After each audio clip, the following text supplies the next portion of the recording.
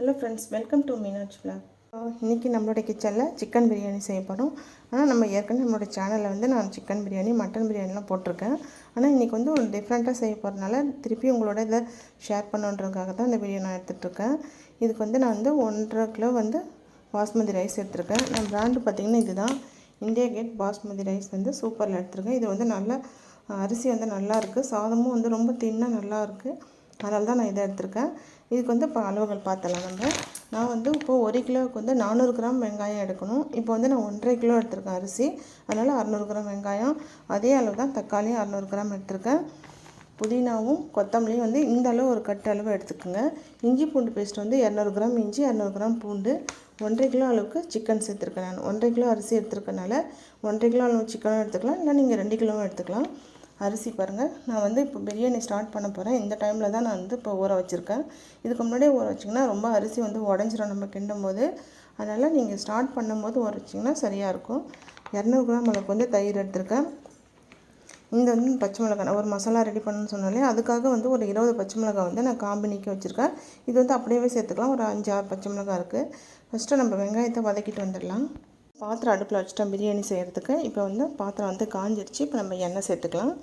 இப்போ எண்ணெய்னா நான் நெய் வந்து 200 ml சேர்க்குறேன். இது கூடவே 200 ml எண்ணெய் சேர்த்துக்கலாம்.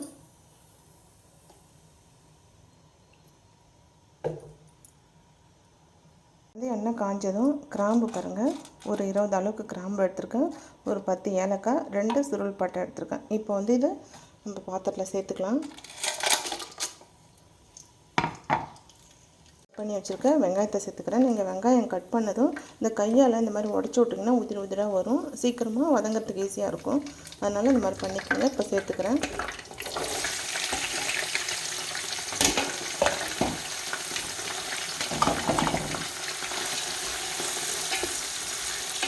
வெங்காயம் வந்து நல்லா ப்ரௌனாக வதங்கி வரணும். அது வரையுமே நம்ம வெயிட் பண்ணணும். அது முன்னாடியே நம்ம வந்து வேறு எந்த பொருளும் சேர்க்கக்கூடாது. வெங்காயம் நல்லா ப்ரௌனாக வதங்கணும். வெங்காயம் வந்து இப்போ தான் வதங்க ஸ்டார்ட் ஆகுது. இது வதங்கிறதுக்கு இன்னும் கொஞ்சம் லேட் ஆகும். இது வதங்கட்டும். அதுக்குள்ளே நம்ம வந்து ஒரு மசாலா ரெடி பண்ணணும். அதை வந்து இப்போ ரெடி பண்ணிட்டு வந்துடலாம். ஒரு ஜார் எடுத்துட்டேன். இதில் வந்து ஒரு எண்ணிக்கையில் ஒரு 15 போல் முந்திரி பருப்பு எடுத்துருக்கேன். இப்போ நம்ம கட் பண்ணி வச்சுருக்கோம்ல புதினா கொத்தமல்லி, இதில் இருந்து கொஞ்சம் கொஞ்சம் எடுத்துக்கோங்க. இந்த அளவு புதினா எடுத்துக்கலாம். இப்போ நம்ம எடுத்து வச்சுருக்க முந்திரியும் இது கூட சேர்த்துக்கலாம். இப்போ வந்து நம்ம காம்பு நீக்கி வச்சுருக்கோம் இல்லையா, ஒரு 20 பச்சை மிளகாய், அதை இதோட சேர்த்துக்கலாம்.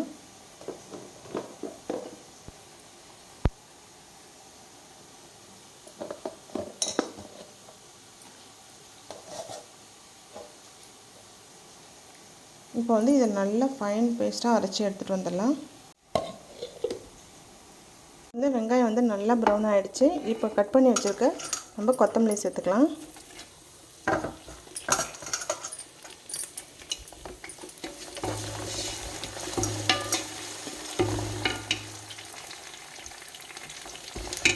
இப்போ வந்து புதினாவும் சேர்த்துக்கலாம்.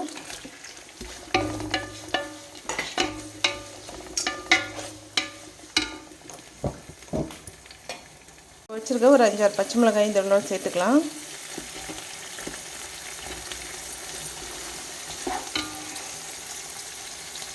இப்போ நம்ம அரைச்சி வச்சுருக்க இஞ்சி பூண்டு பேஸ்ட்டு சேர்த்துக்கலாம். 200 கிராம் இஞ்சி, 200 கிராம் பூண்டு. இது இஞ்சி பூண்டு வந்து நல்லா பச்சை வாசனை போகிற அளவுக்கு நல்லா வதங்கணும்.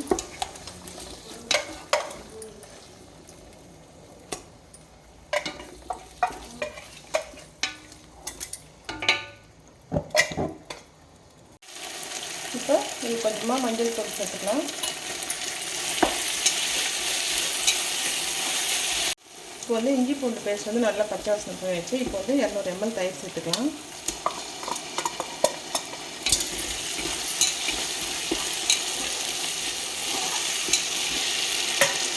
இந்த மசாலா வந்து இப்போ நம்ம சேர்த்துக்கலாம்.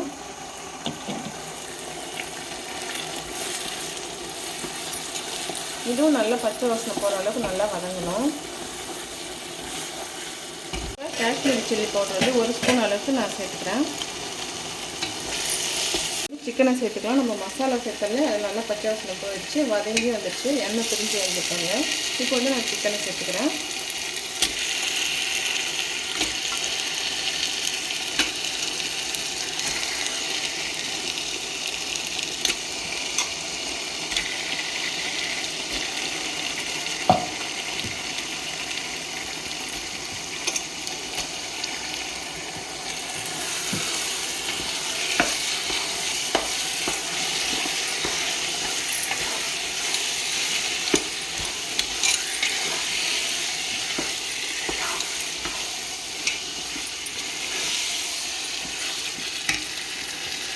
இப்போ நம்ம சிக்கனை சேர்த்ததுமே நம்ம கட் பண்ணி வச்சுருக்க 600 கிராம் தக்காளியை சேர்த்துக்கிறேன்.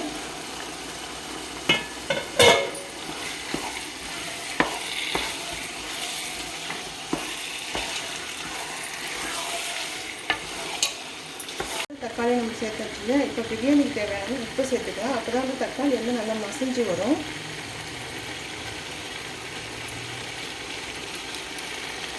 இப்போ நல்லா மிக்ஸ் பண்ணிவிட்டு ஒரு 10 நிமிஷம் மூடி வச்சுருங்க. தண்ணியெலாம் எதுவும் சேர்க்க வேணாம். ஏன்னா சிக்கனில் தக்காளி வந்து தண்ணி விட ஆரம்பிக்கும்.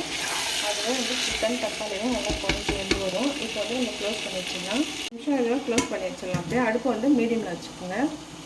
நம்ம மூடி வச்சு 10 நிமிஷம் போல ஆயிடுச்சு. பாருங்கள், நம்ம தக்காளியெல்லாம் சேர்த்தோம்ல, அதெல்லாம் நல்லா மசிஞ்சு வந்துடுச்சு பாருங்கள். எதுவுமே முழுசாகவே இல்லை. சிக்கனும் வந்து ஒரு 3/4 பாகம் ஃபுல்லாகவே வெந்து வந்துடுச்சு. இப்போ வந்து நம்ம தண்ணி சேர்த்துக்கலாம். நான் வந்து இந்த டம்ளரால் 11 டம்ளர் அரிசி சேர்த்தேன். இப்போ வந்து தண்ணி வந்து 10 டம்ளர் தான் நான் சேர்க்க போகிறேன்.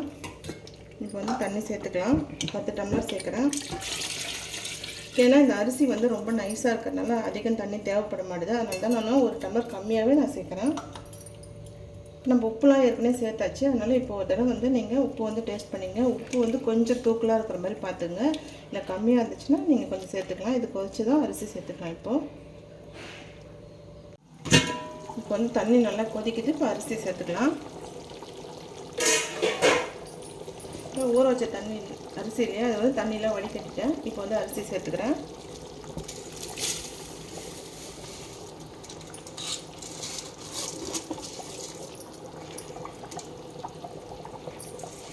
கரண்டியை வச்சு இந்த மாதிரி பண்ணிங்கனாலே அது வந்து சரியாயிடும். வேகமாக கிண்டும் போது அரிசி வந்து உடையும். ஏன்னா நம்ம ஊற வச்ச அரிசி இல்லையா இது. இப்போ வந்து உப்புலாம் நீங்கள் செக் பண்ணிக்கோங்க. கொஞ்சம் தூக்கலாக இருக்கிற மாதிரி பார்த்துங்க. உப்பு பத்தலைன்னா சேர்த்துக்கோங்க. நம்ம அரிசி சேர்த்தோம்ல, இங்கே பாருங்கள் தண்ணியும் அரிசியும் ஒரு சரியாக வந்துடுச்சு பாருங்கள். இப்போ தண்ணிலாம் நல்லா இதாகிட்டு ட்ரை ஆகிட்டு இருக்குது. இப்போ வந்து நம்ம தம் போட்டுடலாம். ஒரு 10 நிமிஷத்துக்கு தம் போடணும். இப்போ எப்படி போடலான்ட்டு நான் காமிக்கிறேன். இப்போ இதோடைய மூடியில் இங்கே பாருங்கள், நான் வந்து பிரியாணிக்காக தம் போடுற துணி தான் இது, டவலு. இதை போட்டு நல்லா சுற்றிட்டேன். ஏன்னா இதுலேருந்து ஆவிப்பட்டு தண்ணி உள்ளே பிரியாணியில் ஊழும். அது வந்து சீக்கிரமாக பிரியாணி கெட்டு போக வாய்ப்பு இருக்குது. அதனால் இந்த மாதிரி போட்டிங்கன்னா தண்ணி எல்லாமே இதை அப்சர்வ் பண்ணிக்கும். இப்போ இது மாதிரி க்ளோஸ் பண்ணிடலாம். இப்போ பக்கத்தில் வந்து இப்போ நான் வேஸ்ட்டு கல் வந்து தோசை கல் பாருங்கள், யூஸ் பண்ணாத கல் வந்து நல்லா சூடு பண்ணிட்டேன். இப்போ வந்து இதை தூக்கி நான் பிரியாணி இந்த கல் மேலே வச்சிடுறேன் பிரியாணியை. அடுப்பு வந்து நான் சிம்மில் வச்சுருக்கேன் பாருங்கள். இது ஒரு 10 நிமிஷம் போல் இருக்கட்டும். பிரியாணி வந்து ரெடி ஆகிடும்.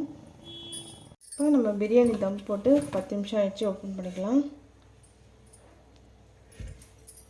பாருங்கள், தண்ணியெல்லாம் சரியாக இருக்கு பாருங்கள். பிரியாணி பொலன்னு வந்துருக்கு.